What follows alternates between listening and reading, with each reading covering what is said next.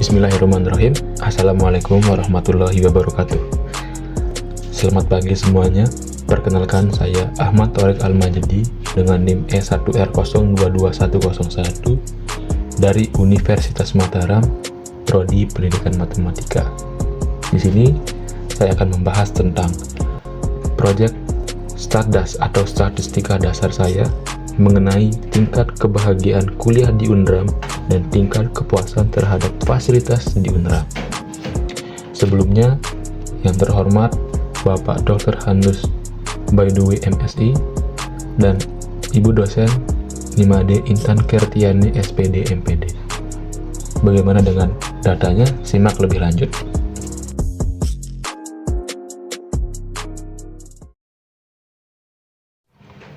Ya baik, kita lanjut. Di sini sudah ada data yang saya dapatkan dari Google Form. Di sini sudah ada yang mengisi atau responden dengan sebanyak 30 responden. Dengan apakah Anda mahasiswa Universitas Mataram? Semua jawab ya. Nama lengkap, NIM, dan pertanyaan 1 yang berbunyi tentang berapa tingkat kebahagiaan Anda kuliah di UNRAM, dan yang kedua, berapa tingkat kepuasan Anda terhadap fasilitas yang tersedia di UNRAM. Di sini saya berikan rating 1 sampai 10 dengan skala ordinal. Untuk skala 1 sampai 2 itu sangat tidak bahagia atau puas, 2 sampai 4 tidak bahagia atau puas, 4 sampai 6 biasa saja, 6 sampai 8 itu bahagia atau puas, dan 8 sampai 10 itu sangat bahagia atau puas. Oke, kita lanjut. Menyimpulkan di sini responden dengan pertanyaan 1 dan pertanyaan 2. Untuk menentukan suatu penelitian, yaitu yang kita harus lakukan pertama, yaitu menentukan hipotesis penelitian H0 dan H1. Untuk H0-nya, tidak ada perbedaan signifikan antara rata-rata kebahagiaan mahasiswa kuliah di UNRAM dan rata-rata tingkat kepuasan terhadap fasilitas yang ada di UNRAM. H alternatifnya, ada perbedaan signifikan antara rata-rata kebahagiaan mahasiswa kuliah di UNRAM dan rata-rata tingkat kepuasan terhadap fasilitas yang tersedia di UNRAM. Yang kedua, yaitu membuat hipotesis statistik, di mana H0 yaitu mu1 sama dengan mu2, dan H alternatifnya yaitu mu1 tidak sama dengan mu2, di mana untuk mu1 adalah rata-rata tingkat kebahagiaan mahasiswa kuliah di UNRAM, dan mu2 adalah rata-rata tingkat kepuasan terhadap fasilitas yang tersedia di UNRAM. Yang ketiga, kita menentukan T-tabel dengan taraf signifikansi alfa sama dengan 5%. Taraf signifikansi alfa yaitu 5%, kita ubah ke desimal yaitu menjadi 0,05. Nah, karena di sini kita menggunakan uji dua pihak atau two tails, maka alfanya kita bagi 2. 0,05 dibagi 2 yaitu sama dengan 0,025. Itu untuk alfanya. DB merupakan derajat kebebasan. N nilai semua responden dikurangin 1. Jadi 30 dikurang 1 sama dengan 29. Sehingga T alfa, DB.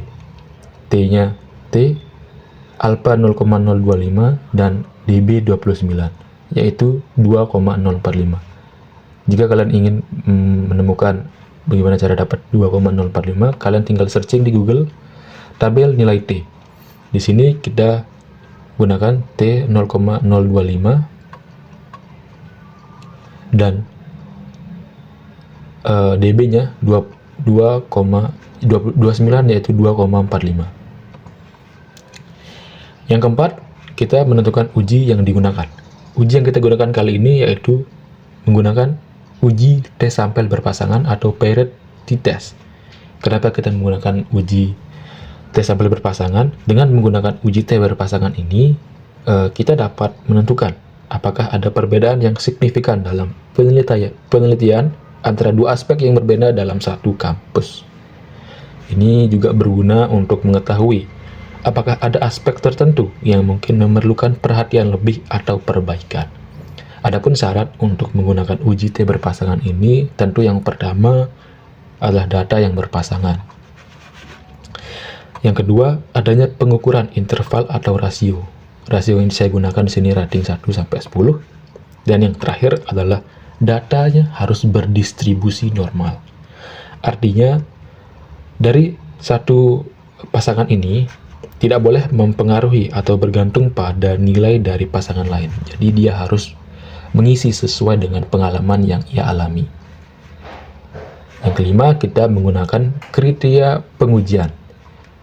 H0 diterima apabila T hitung lebih kecil daripada T tabel, dan H0 ditolak apabila T hitung lebih besar daripada T tabel. Dan yang terakhir adalah membuat kesimpulan. T tabelnya sudah kita dapatkan, yaitu 2,045. Sekarang kita akan menentukan T hitungnya. Di sini saya akan simpulkan lagi data ini menjadi responden, pertanyaan 1 menjadi X1 dan pertanyaan 2 menjadi X2. Di sini kita langsung gunakan perhitungan yang ada di Excel. Kita menuju ke data, lalu ke data analisis. Kita gunakan t-test paired to sample for means. Kita klik OK. Nah, yang pertama ini kita gunakan dari X1 sampai yang ke-30. Begitu yang kedua, kita gunakan X2 sampai yang ke-30. Labels kita centang, alpha sama dengan 0,05 dan hipotesis mean difference kita pakai 0. Output range-nya kita pakai di sini saja. Kita pencet OK. Sebentar. Nah, di sini sudah disimpulkan untuk t-test paired to sample for means karena kita ingin mencari rata-rata kedua pertanyaan tersebut. Untuk X1 mean-nya 7,433, X2 mean-nya 6,8667. Begitu juga variasi dari X1 3,97, X2 variasinya 3,98. Untuk observation-nya yaitu 30. Observation ini jumlah responden kita yaitu 30. Correlation percent yaitu artinya menunjukkan hubungan antara nilai pertanyaan 1 dan pertanyaan 2. Hipotesis mean difference-nya kita pakai 0 tadi, DF-nya atau DB itu 29. Nah, di sini yang kita harus perhatikan teman-teman. T-stat merupakan T hitung kita, yaitu 1,583. Itu untuk T hitung kita dari kedua pertanyaan ini. Nah, yang untuk P one tail dan T critical one tail itu digunakan untuk menguji satu pihak saja, baik itu pihak kiri maupun pihak kanan. Jadi untuk yang T one tail dan T critical one tail ini itu tidak kita gunakan. Yang kita gunakan adalah P two tail dan T critical two tail. Nah, T critical two tail ini yang bawah itu adalah gelap. Yang bawah ini adalah T tabelnya sesuai tadi 2,045. Dan yang ini adalah P value-nya. Jadi P value 0,1240077. Jadi sudah kita bisa dapatkan di sini T hitung dan T tabelnya. T hitung dan T tabel. Kita di sini sudah saya berikan untuk kriterianya. Jika T hitung sama yang sebelumnya, di sini yang penambahnya adalah P value. P value lebih besar alpha maka H0 diterima. Jika P value lebih kecil daripada alpha maka H0 ditolak. Kita simpulkan lagi untuk yang ini hasilnya. T hitung adalah T hitung, T-stat adalah T hitung tadi 1,58, P value 0,124, T critical two tail ini T tabelnya tadi. Nah, kita langsung bisa membuat kesimpulan. Karena T hitung lebih kecil daripada T tabel, maka H0 diterima. Dan yang kedua, karena P value lebih besar daripada alpha, yang kita gunakan alpha 0,025, maka H0 diterima 0,12 dan 0,025. Jadi antara kedua ini itu hasilnya akan sama teman-teman. Jika T hitung diterima, maka P value juga akan diterima. Jika T hitung ditolak, maka P value juga akan ditolak. Kita sudah dapat kesimpulan untuk H0-nya adalah diterima. Kita gunakan yang pertama. Tidak ada perbedaan signifikan antara rata-rata tingkat kebahagiaan mahasiswa kuliah di UNRAM dan rata-rata tingkat kepuasan terhadap fasilitas yang ada di UNRAM.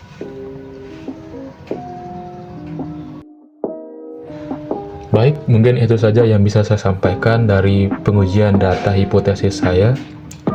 Kurang lebihnya saya mohon maaf, dan jika ada lebihnya itu datangnya dari Allah Subhanahu wa Ta'ala. Terima kasih sudah memperhatikan. Selamat pagi semuanya. Assalamualaikum warahmatullahi wabarakatuh.